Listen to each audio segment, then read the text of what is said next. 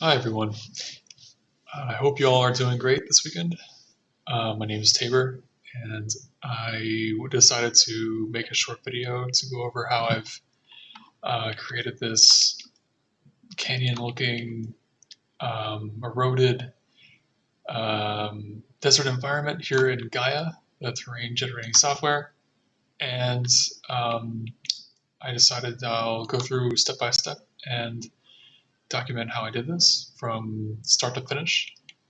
And Um, yeah, this only took me about, I think, let's say 2 to 3 hours to make.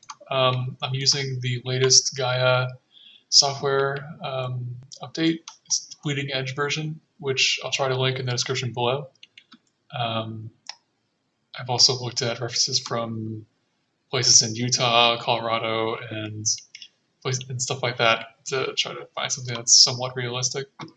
But anyways, so without further ado, here's the beginning of my graph. It's currently set to a 2K resolution, which is like, you know, normally when you want to dig something out, the final output is supposed to be 4K or above. That's what I like to do. But when I'm previewing things, I try to keep it around 1 to 2K, just to see all the fine details. Um, so for starters, what I use is a node called the slump node. This is something that you can type in, you can find along the sidebar, or if you just type in slump, it pops into your graph. And from there, you can dial into different values to find something to your liking. This sort of, it's like a geo-primitive node, so it gives you like a base sculpture to start with. The scale you can change on the fly, the noise style, the seed. So from here, I like to. This is a sort of generic looking gradient type thing. I just chose something random to start out with. Wasn't really keen on finding something that's too fancy. Once that's settled, I went into a wizard node, which is the new erosion node you can find here in Gaia that has all the different eroding presets. So each phase you can select one that dictates a style of erosion for your primitive asset, primitive node, I should say.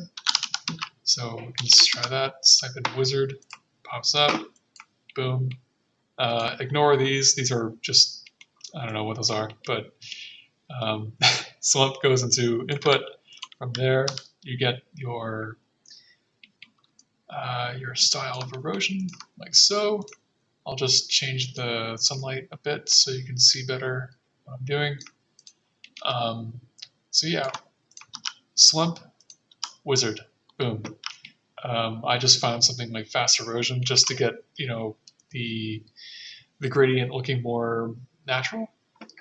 I can play around with state of density. So within the wizard node, it's something like you can play around with how hard your earth-like substances are, whether they're soft, if they're hard, if they're rocky, if the strength is high, if it's low.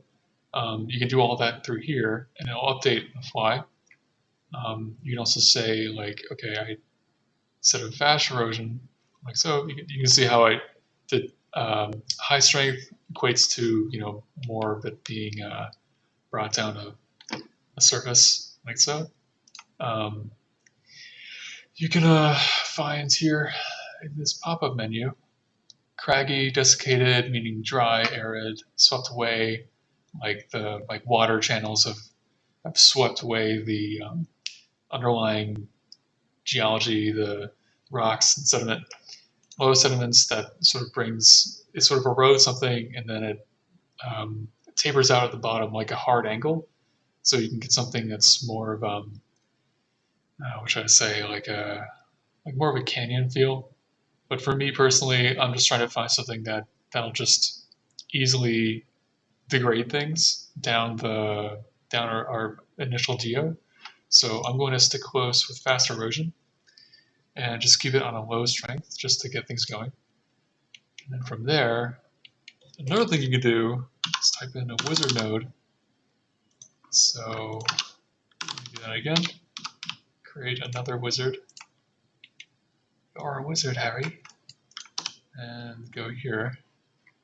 From there, we start to get these deep fluvial lines coming down the surface, which is something that we're going to use later.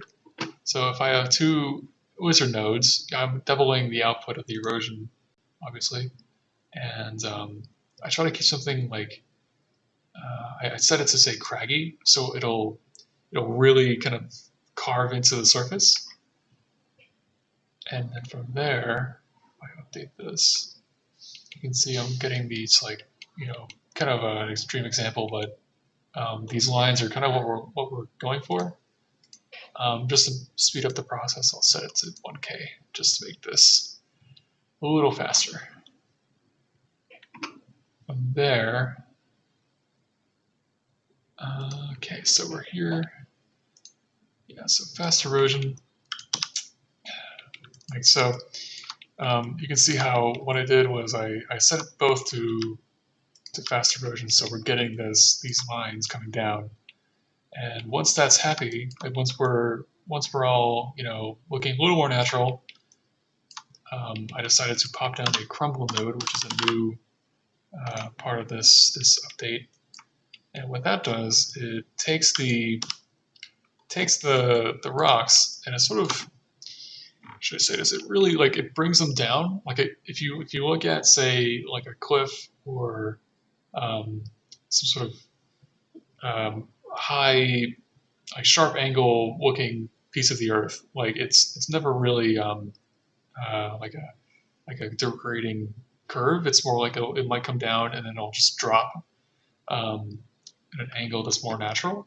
So that is what the crumble node does. It takes your geometry, your height data, and it brings it down to say,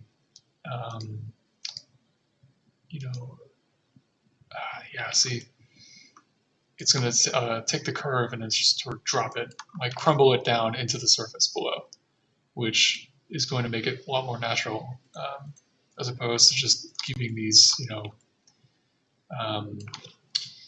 just boring looking curves down a surface. It's going to make it more, a lot more down cutting-ish.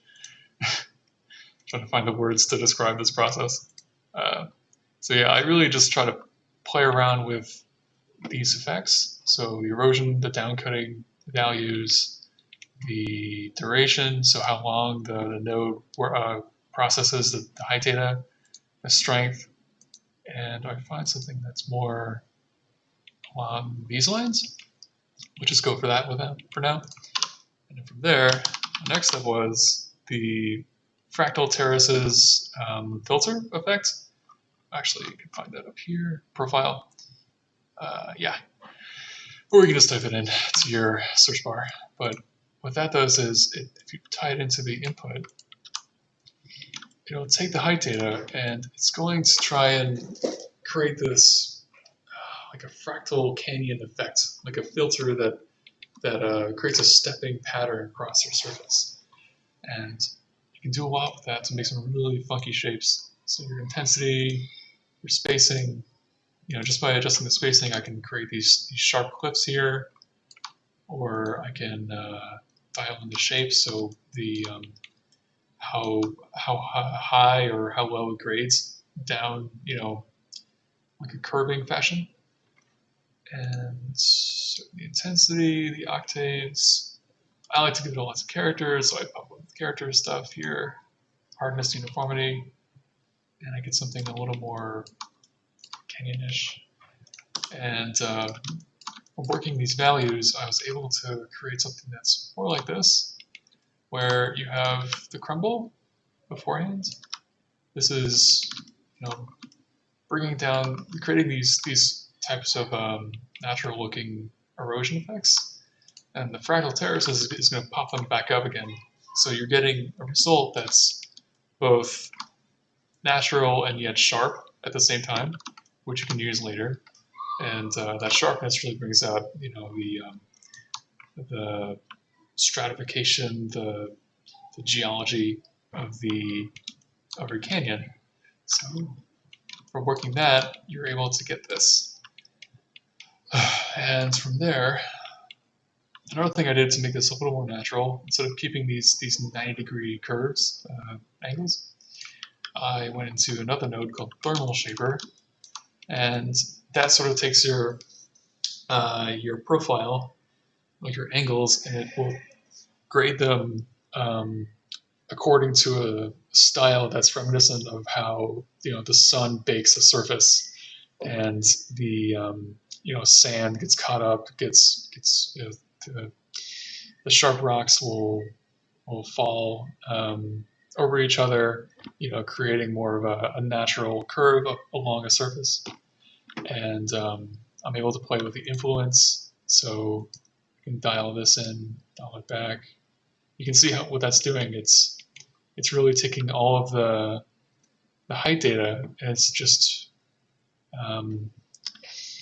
just carving out all of these little effects that will add up to something that's more to our liking. You can play with the shapes, so it's dictating how much or how little it's carving away. I found something kind of in between like this. So yeah, so instead of harsh lines, you have more of something you'd see out on a hike in Utah, for example, just from looking at some basic photos we find online. From there, what I want to do is I have all these deep crevasses here, but this is not exactly something that I would expect to see in nature. It's too sharp, it comes down. It's like there should be something filling it up, like the rocks that fall off the top of these peaks here should accumulate at the bottom. And what we can do to fix that is adding a thermal node. So the thermal node, it imitates the erosion effects of a very dry, hot environment. And so, it might blur the harsh edges a little bit, just to give it that sense of like it's made of sand and gravel, and then it'll take that those materials, and it'll try to fill in these gaps here. So the talus angle, the debris size, you can adjust all of that through this node. So I try to find something where it really brings up like a high degree of this gravel. So the canyon is going to be filled in and sloping, and it's going to be far more pretty and natural, and something that will be straight out of a reference that we see online. So, and you can also play with the debris size, the scale, again, strength, duration. And once that's done, we start to move into the look development nodes. So these are nodes that really, to give it like more of the secondary and tertiary details that you wouldn't find with basic geometry. Like it brings out the fineness of the tiny rocks that you want to see in your terrain. So from there, I like to use rugged. It's a great node for rocky, dry environments. It sort of creates like the sweeping step effect within your terrain. So it might harden angles or roughen up the top surfaces, so you're able to get something that's more ideal than just boring like flat surfaces. And you play with the octaves, the sweep, the density, fragmentation. All these little nodes that do something a bit different. Fragmentation, I think it breaks up the octaves, so instead of sweeping lines that indicate where the roughness patches are, might be broken up into like many tiny clusters instead. So I try to keep that a little bit at a minimum, because I don't want to give it too much visual noise. Something that you can rest your eye on is helpful when the rest of your terrain is covered in dirt and rocks and whatnot.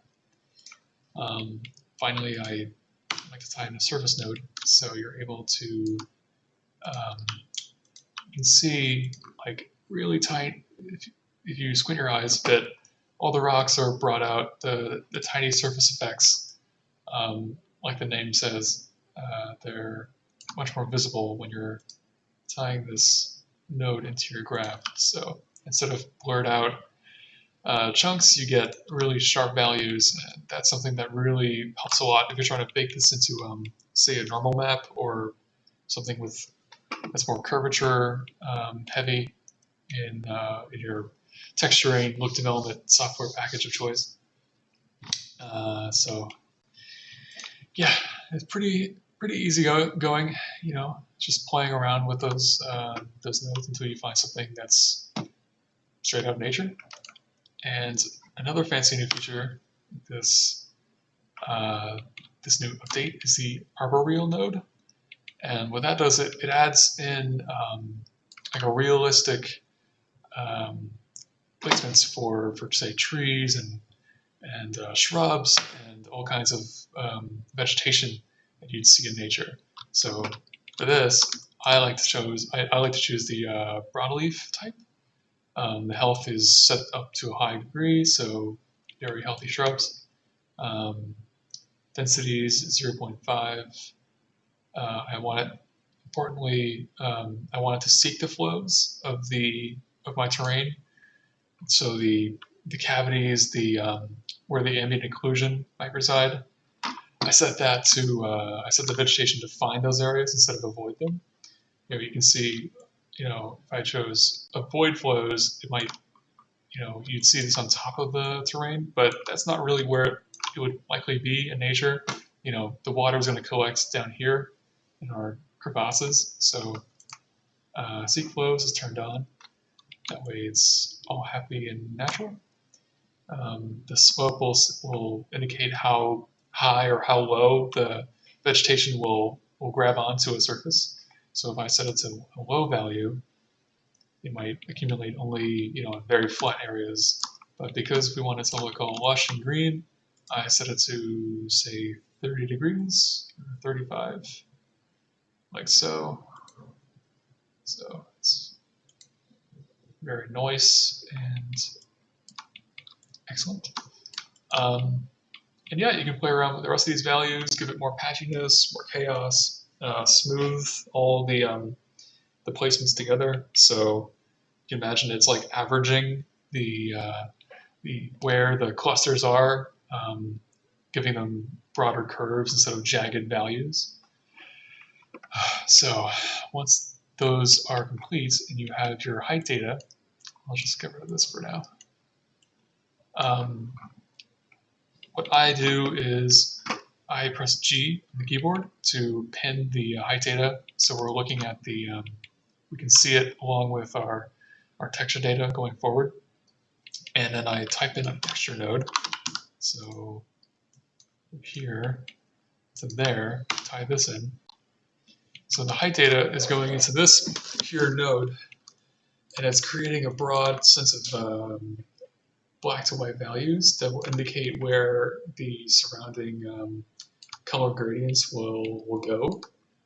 So, you know, white will indicate one set of the range, black will be where the rest of it will reside.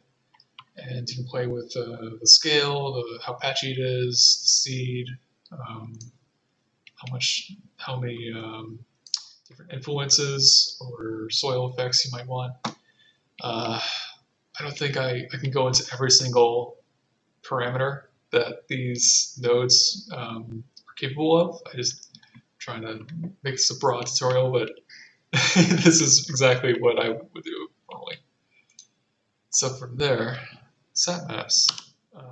Sat maps are your bread and butter. So if you want something with color, you need a sat map.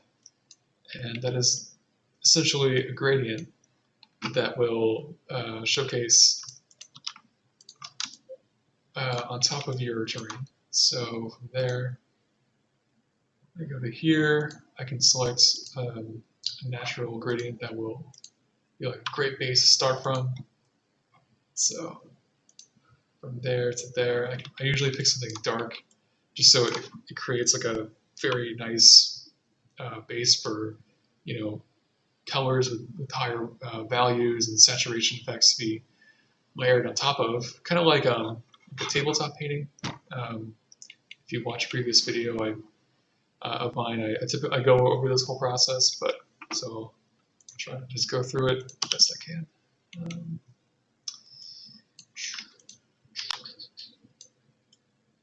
And from there, yeah, I also use different look development. Now, let's see what else. Data nodes, so each one is tied into a different effect. The slope will showcase like a projection effect. So you can imagine like a camera that's pointing down on top of your terrain. It's projecting white values. You can play around with the max and min, so it'll stretch those values over the surface or draw them back to your liking.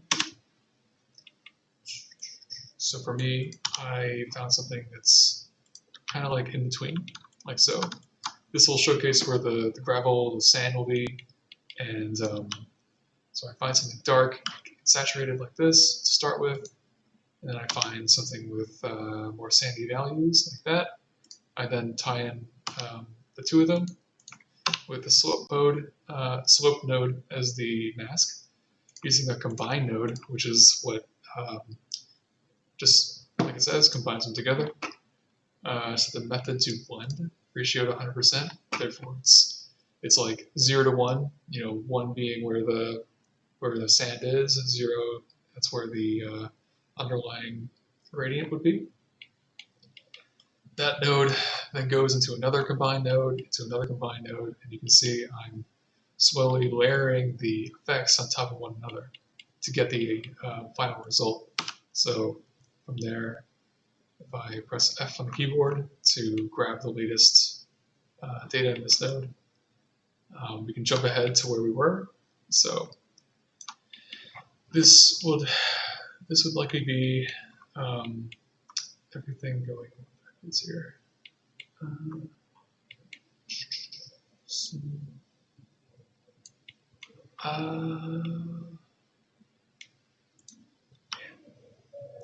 So yeah, combine node to combine node, sat map, combine node with a mask. So these three things create a combination that we want to layer on top of one another to get the final thing to what we want it to be.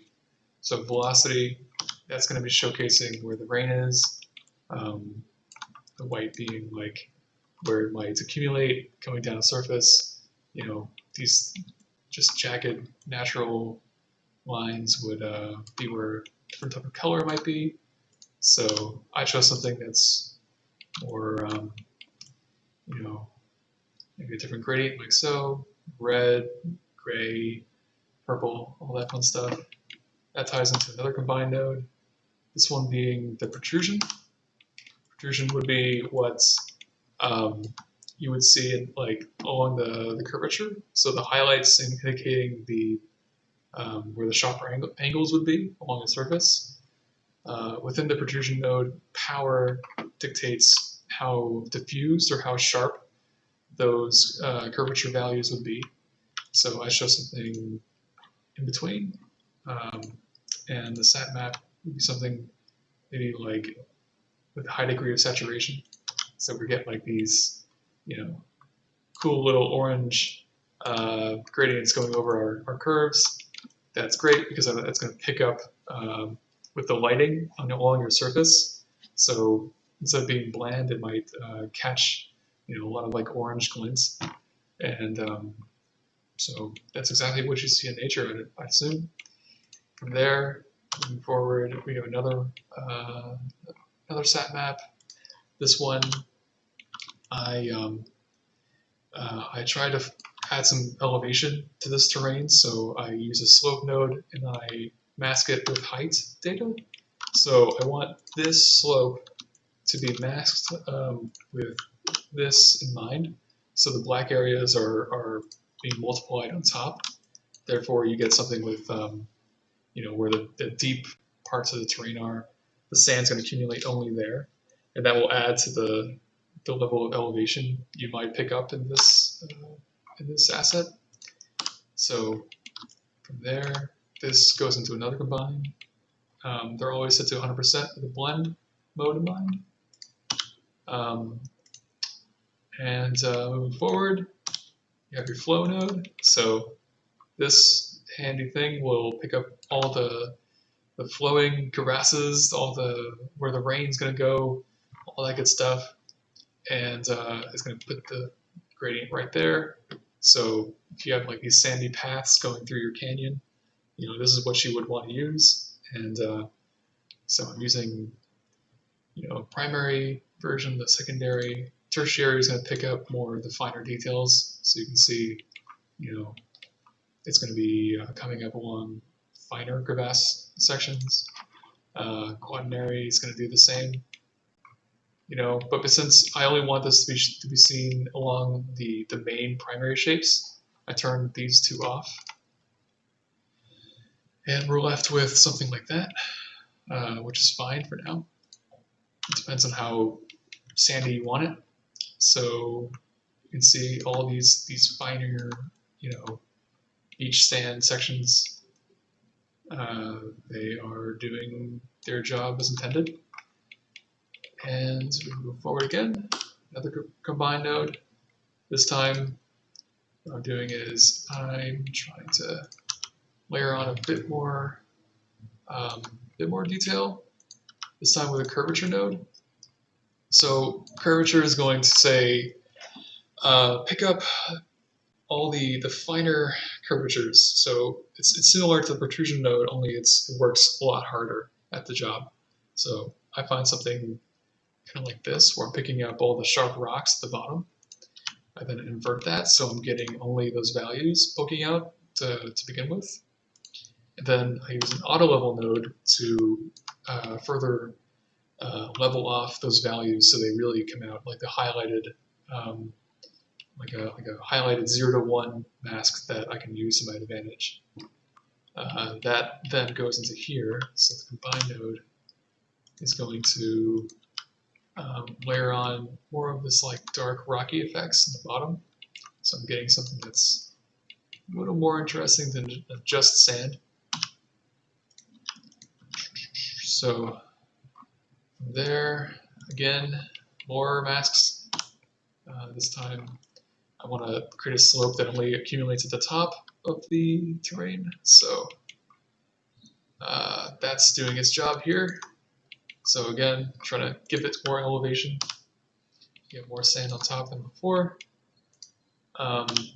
This goes into color effects node, which is kind of like if you have Photoshop, it's like a image adjustment node. So it'll take all your colors, your values, and it can level them off. You can change the saturation effects, the lightness, the hue, gamma, and so I just tweak it very slightly to give it an effect that I'm looking for. Bring out these saturated walls here.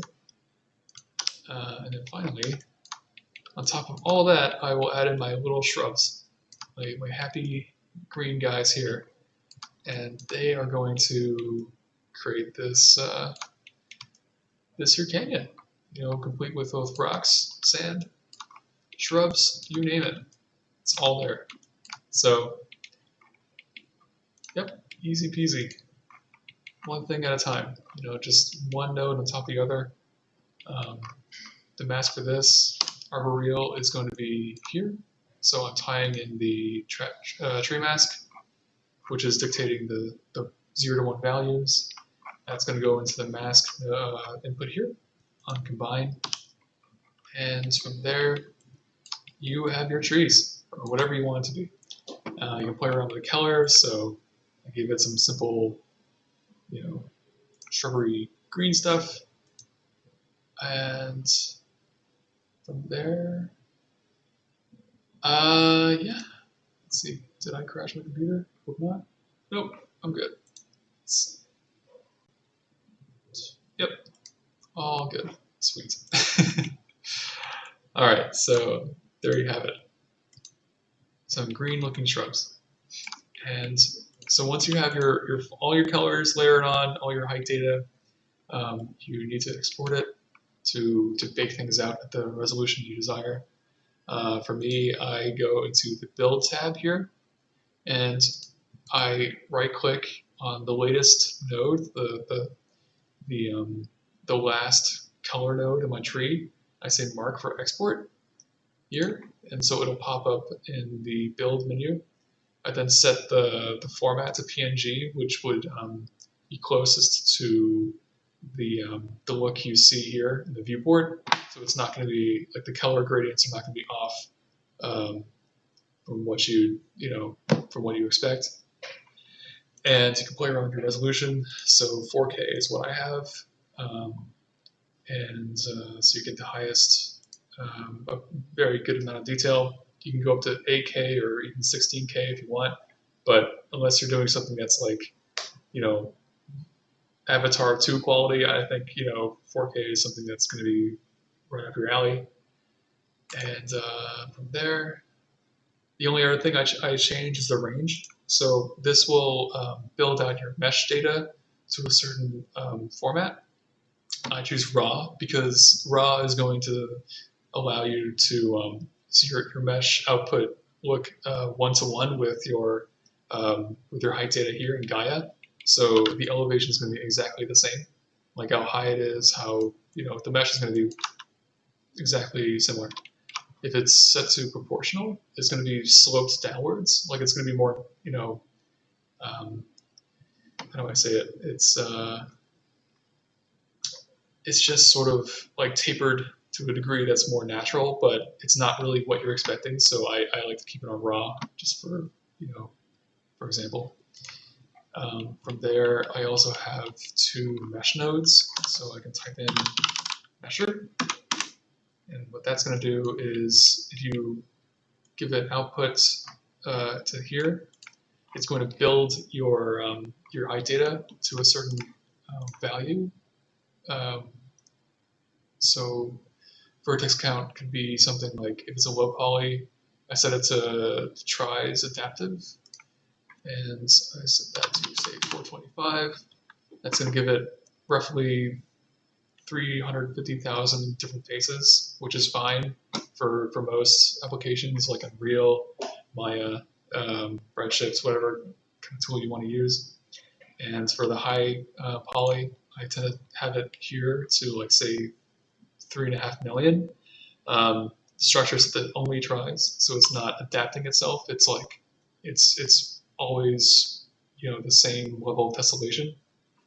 And so once you have the 2 of them, what I like to do is I bring it into Substance Painter. So I have the low poly with the high poly being baked down onto it. So you get the normal map data, the curvature. You can have all these different effects to play around with in for look development purposes, or further fine tweaking.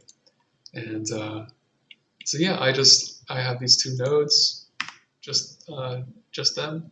I set them to export, mark for export here.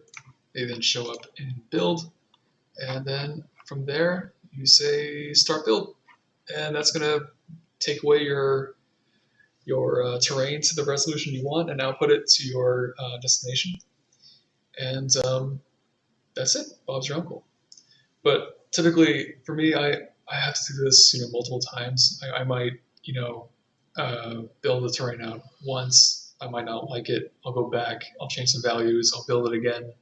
And it might take a little while, but once you're happy, you can use this to for whatever kind of landscaping needs you need. So there you go. And I hope this helps.